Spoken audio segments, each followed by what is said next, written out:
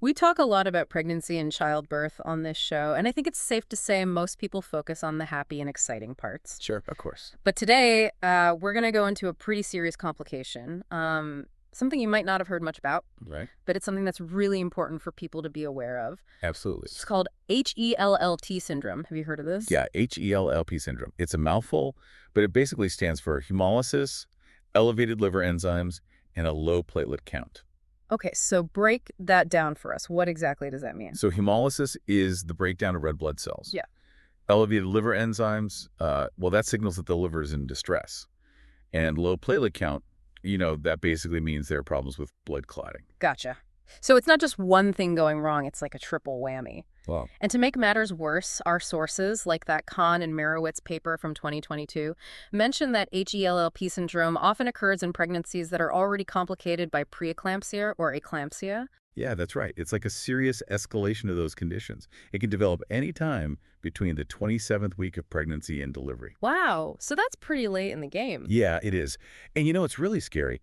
It can even show up after the baby is born, like during the postpartum period. Oh, wow, so it's not even over when the baby arrives. Exactly. So what's happening in the body that causes all these issues? What makes HELP syndrome so dangerous? Well, a lot of it has to do with the blood vessels.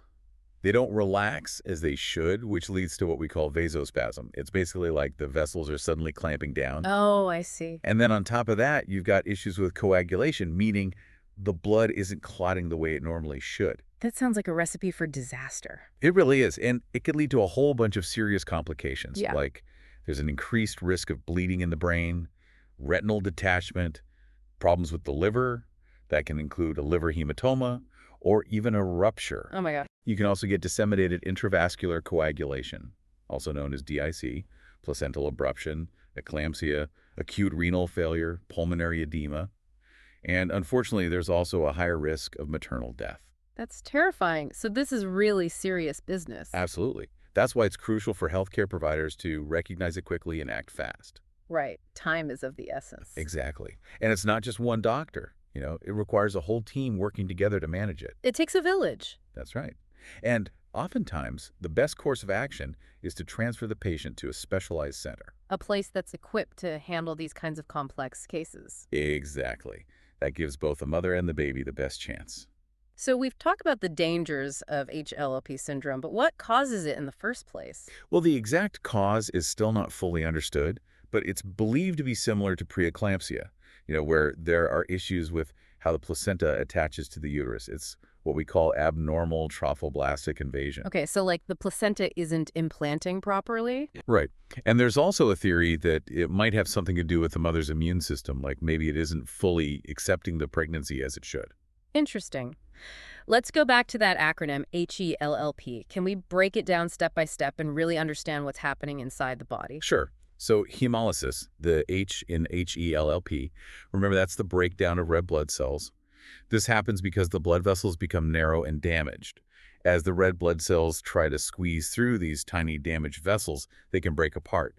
This leads to a type of anemia called microangiopathic hemolytic anemia. Microangiopathic hemolytic anemia. That's quite a mouthful. It is, but it basically means that the small blood vessels are causing the red blood cells to break down. Okay, that makes sense. What about the EL, elevated liver enzymes? Right, so remember those narrowed blood vessels? Well, the liver can also be affected. The restricted blood flow can actually damage the liver cells, and when that happens, they release enzymes into the bloodstream. Hence the elevated liver enzymes. Exactly. And finally, the LP, low platelet count. How does that fit into the picture? Well, platelets are like tiny little repair crews in your blood.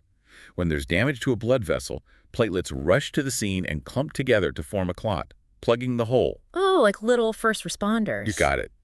But when there's widespread damage in the blood vessels, as you see in HELLP syndrome, platelets get used up faster than the body can make them. That's why the platelet count drops. Makes sense. So if a doctor suspects or diagnoses HELLP syndrome, what happens next? Well, the first priority is to stabilize the mother. This involves getting her blood pressure under control, which often means medication. At the same time, they'll be closely monitoring the baby to figure out the safest way and the best time to deliver.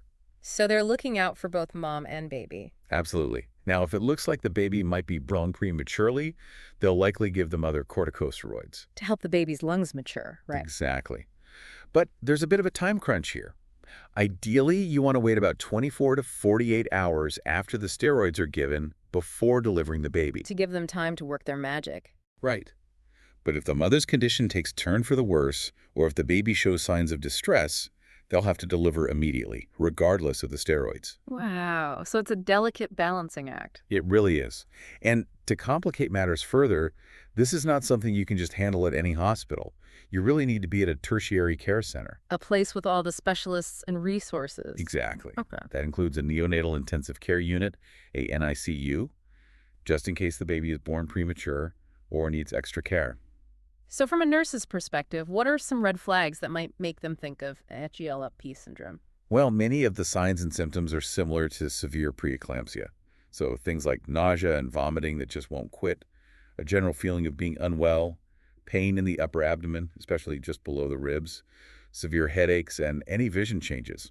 These are all warning signs that need immediate attention. So nurses play a vital role in early detection. Absolutely. They are the eyes and ears on the front lines, and their careful observations can make a huge difference.